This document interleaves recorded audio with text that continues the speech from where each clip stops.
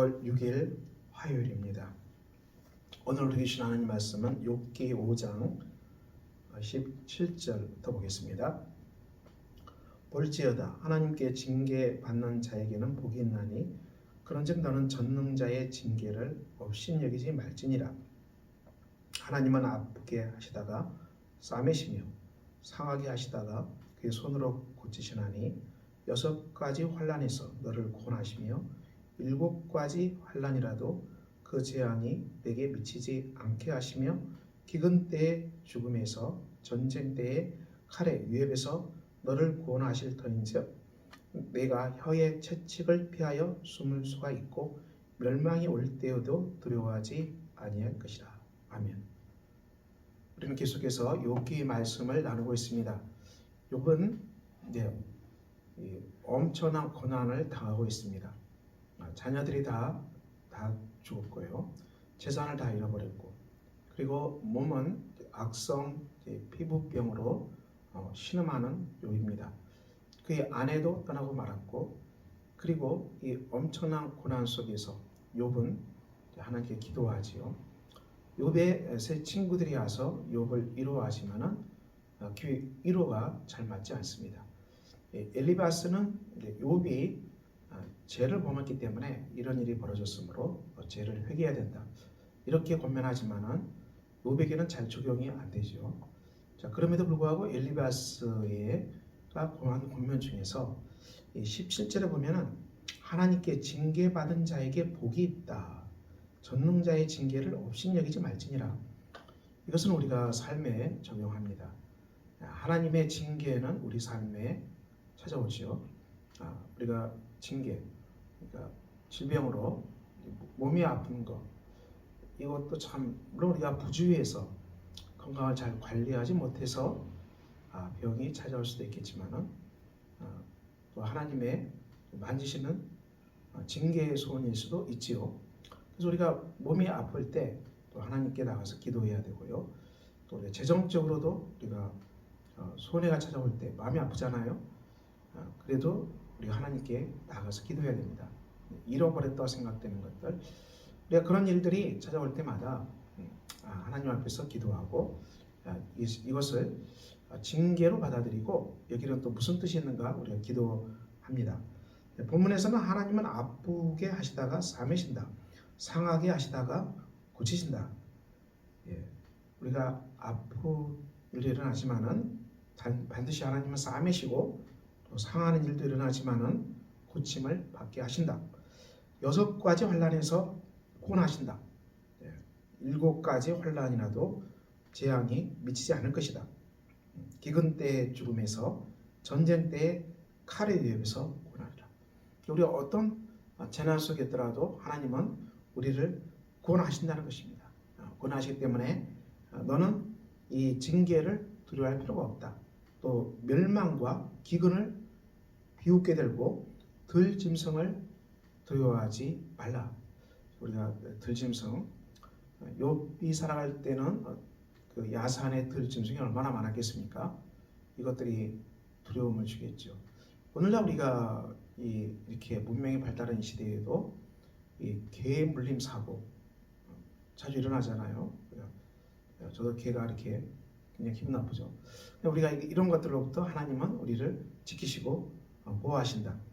그리고 너가 이제 이 하나님이 너에게 평강을 주셔서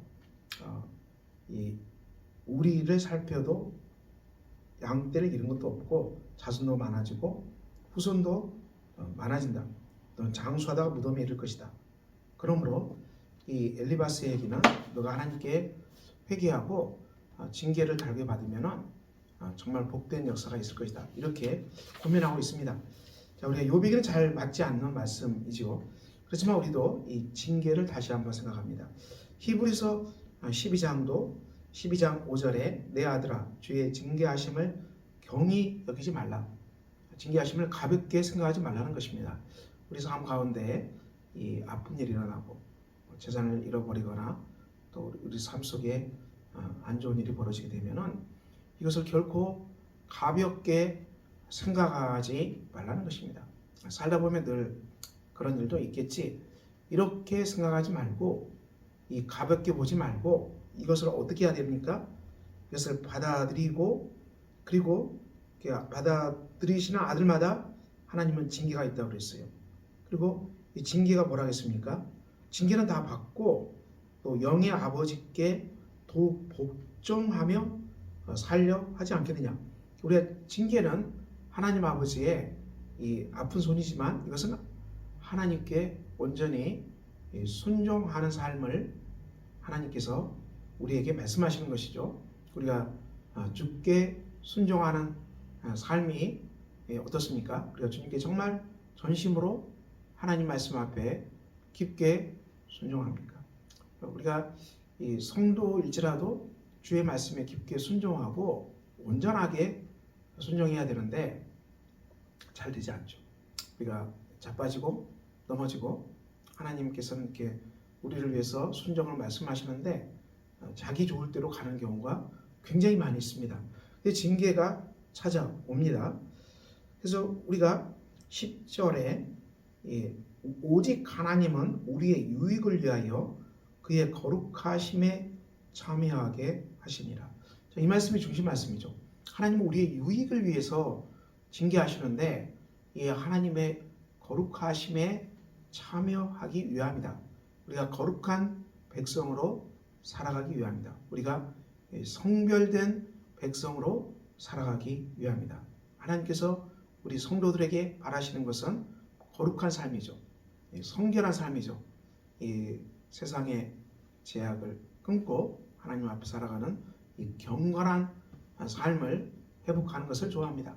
하나님은 그걸 기뻐하시죠. 그리고 이 땅에 너무 많은 제약거리들이 질비합니다. 탐욕거리들이 질비하고요. 온갖 중독으로 질비하고 그래서 조금만 손을 내밀어도 이것들이 우리를 유혹하지요. 그래서 우리가 마치 이제 사탕을 사탕이 몸에 안 좋죠. 그래서 우리 음식 중에 설탕이 들어간 음식 꽤 많죠. 주로 이제 제과점에 보면은 그 빵들하며 뭐 케이크하며 또 우리 초콜릿하며 이 설탕으로 듬뿍 만든 음식들이 얼마나 많습니까? 이게 참 먹고 싶고 또 아이스크림 비롯해서 즐기잖아요.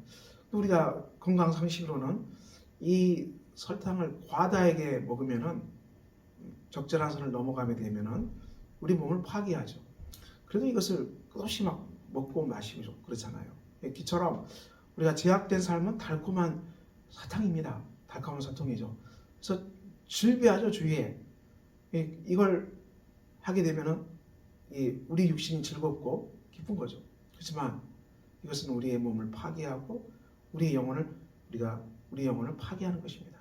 우리가 하나님의 거룩하심의 삶은 하나도 재미가 없는 것 같고 하나도 맛도 없는 것 같지만은 우리가 하나님의 거룩하신 이 삶을 본받아 살게 되면 우리의 영혼이 맑고 또 우리의 영혼이 깨끗하고 또 그 속에는 하나님의 거룩하심 속에서 주시는 다른 사탕이 세상에 사탕이 줄 수 없는 건강한 넘치는 은혜가 있는 것이죠. 이것이 바로 하나님의 거룩하심입니다. 우리가 이 하나님의 거룩하심을 사모하는 사람이 돼야 되는데 사람은 죄가 많기 때문에 사탕을 너무 좋아하고 설탕을 너무 좋아하고 이런 달콤한 초콜릿 몸을 해쳐도 상관이 없어요. 막 먹잖아요. 이것을 끊게 하는 수단이 뭐겠습니까? 우리의 삶에 거룩한 삶으로 초대하는데 이게 잘 안 되기 때문에 하나님은 징계하신다. 책질하신다. 이것으로 우리를 하나님은 끊게 하시고 우리의 유익을 위해서 많은 사탕의 유혹으로 정말 가득한 이 세계에서 그걸 끊게 하시고 하나님의 거룩하심 속에서 하나님 주시는 참 우리 몸에 참 좋은 정신에 참 좋은 것을 우리에게 주신다는 얘기죠. 우리가 먹거리도 그렇죠. 먹거리도 자연, 온전한 야채, 온전한 채소, 온전한 과일, 또 온전한 곡식 이런 것들은 별로 맛이 없어요. 그렇지만 이것들이 바로 우리의 몸을 회복하는 것이죠. 자연을 먹을 때만이 우리의 몸이 회복된다는 것이죠. 우리의 몸이 엉망진창이 되고 비만 어찌 들고 각종 병에 걸리고 암에 걸리고 이것은 이 먹거리가 먹는 것이 자연이 아니고 다른 걸 탐하기 때문에 또 과식하기 때문에 탐욕으로 먹기 때문에 몸이 망가지는 거잖아요. 그러므로 우리가 거룩한 삶은 우리의 몸도 회복하고 우리의 영혼도 회복하는 것입니다. 우리의 유익을 위해서 하나님은 우리를 징계하십니다. 그러므로 우리가 징계를 대하는 태도는 무엇입니까? 당시에는 즐거워 보이지 않고 슬퍼 보이지만은 그로 말미암아 연단 받은 자들 하겠어요. 징계로 말미암아 연단 받는 자들, 징계 속에서 우리가 달인이 되는 것, 징계를 받는 속에서 우리가 낙심하고 쓰러지지 아니하고 정말 달인처럼 돼서 연단을 받은 사람들에게는 의와 평강의 열매를 맺느니라. 하나님과 화목하게 된다. 의는 하나님과 온전히 하나 되게 된다. 그리고 평강, 하나님과 온전히 연합함으로 거기에는 샬롬, 세상이 줄 수 없는 샬롬, 평강을 우리 마음속에 가득 부어주신다. 이 평강과 희락으로 채워주신다. 그러므로 피곤한 성과 연약한 무릎을 이렇게 세우라. 낙심하지 말고 일어나라는 것입니다.